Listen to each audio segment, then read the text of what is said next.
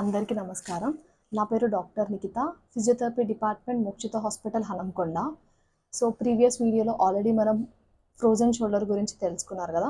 If ఎవరైనా చూడాలి అనుకుంటే కింద డిస్క్రిప్షన్లో లింక్ ఉంటుంది, చూడండి. ఈ వీడియోలో వచ్చేసి physiotherapy management for frozen shoulder.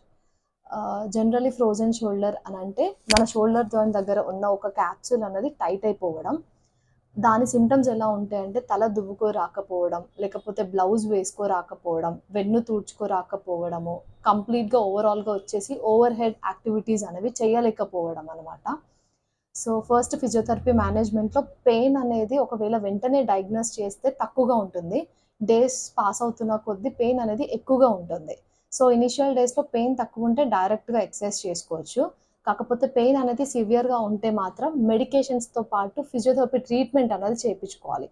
ట్రీట్మెంట్లో వచ్చేసి ఐఎఫ్టీ, అల్ట్రాసౌండ్, ఐస్ థెరపీ అన్నది ఇంక్లూడ్ అవుతుంది. ఒక ఐఎఫ్టీ, అల్ట్రాసౌండ్ మెషిన్స్ పెట్టుకున్న తర్వాత కూడా క్యాప్సూల్ అనేది రిలీజ్ అవ్వడానికి కొంచెం టైం పడుతుంది. దానికోసం అనేసి మీకు దగ్గరలో ఉన్న ఫిజియోథెరపిస్ట్ దగ్గర మొబిలైజేషన్స్ చేయించుకొని టేపింగ్ టెక్నిక్ అనేసి ఉంటుంది, టేపింగ్ కూడా చేయించేసుకోండి. డైరెక్ట్లీ మీరు ఒకవేళ హోమ్ ఎక్సర్సైజ్ చేసుకోవాలి అంటే ఎలా అన్న దాని గురించి కొన్ని బెస్ట్ ఎక్సర్సైజెస్ చూద్దాం ఫ్రోజన్ షోల్డర్తో. ఫస్ట్ వన్ వచ్చేసి 2 చేతులు దగ్గరికి క్లాస్ప్ చేసేసి చెయ్యి అనేది పైకి కిందికి అనడం. మీరు ఎక్సర్సైజ్ చేసినప్పుడు నొప్పి అనేది ఉంటుంది, కాకపోతే కొంచెం వేర్ చేసి చెయ్యి అన్నది పైకి కిందికి అనడం. ఇది ఫస్ట్ ఎక్సర్సైజ్. ఈ వీడియోలో చూపిస్తున్న విధంగా నొప్పి లేని చేయి సపోర్ట్తోని నొప్పి ఉన్న చేయిని పైకి లేపాలి. ఇలా 10 to 15 రిపిటేషన్స్ చేసుకోవాలి. సెకండ్ ఎక్సర్సైజ్ వచ్చేసి shoulder pulley exercise. Shoulder pulley అనేది మనకి బయట సర్జికల్ షాప్స్లో దొరుకుతుంది. దాన్ని మీ ఇంట్లో ఎక్కడైనా హ్యాంగ్ చేసేసి లేదా డోర్ వెనుక హ్యాంగర్కి కానీ హ్యాంగ్ చేసేసి ఇలా చేయిని పైకి కిందికి అంటూ ఉండాలి. సేమ్ 10 to 15 రిపిటేషన్స్ చేసుకోవాలి. ఇలా చేసుకుంటే మీ హ్యాండ్ పైకి కిందికి ఈజీగా ఫ్రీగా మూవ్ అవుతుంది. థర్డ్ ఎక్సర్సైజ్ వచ్చేసి వాల్ ఇంకా టవల్ సపోర్ట్తోని మన చేతిని పైకి కిందికి అనడం. సపోర్ట్ ఉంటుంది కాబట్టి చెయ్యి అన్నది ఫ్రీగా పైకి కిందికి వస్తుంది. ఒక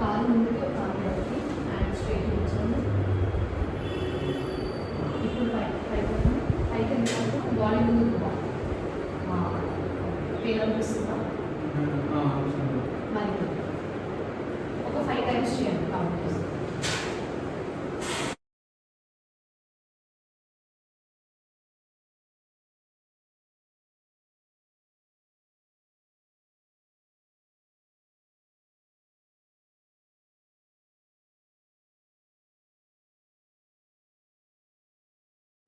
ఫోర్త్ ఎక్సర్సైజ్ వచ్చేసి స్ట్రైట్గా నిల్చోకుండా సైడ్కి నిల్చొని వాల్ అండ్ టవల్ సపోర్ట్తోని చేయిని పైకి కిందికి అనడం. ఇలా చేస్తే సైడ్ నుంచి చేయి పైకి ఈజీగా లేస్తుంది.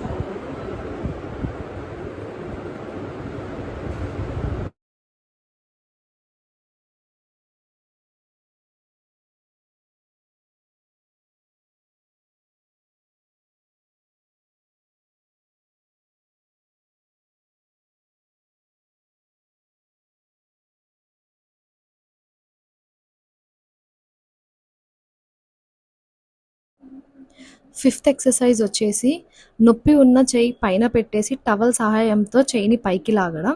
సేమ్ అలాగే రివర్స్ ప్యాటర్న్లో నొప్పి ఉన్న చెయ్యి కింద పెట్టేసి నొప్పి లేని చెయ్యి సహాయంతో పైకి అనడం. ఇలా చేస్తే వెన్ను తూడ్చుకోవడం ఈజీగా వస్తుంది. సేమ్ 10 to 15 రిపిటేషన్స్ చేసుకోండి. సిక్స్త్ ఎక్సర్సైజ్ వచ్చేసి టవల్ని వీడియోలో చూపిస్తున్న విధంగా హ్యాంగ్ చేసేసి బాడీ మాత్రమే వెనక్కి ముందుకి తిప్పండి. ఇలా చేస్తే చెయ్యి కూడా వెనక్కి వచ్చే అవకాశం ఉంటుంది. సేమ్ 10 to 15 రిపిటేషన్స్ వరకు చేసుకోండి. Thanks for watching this video.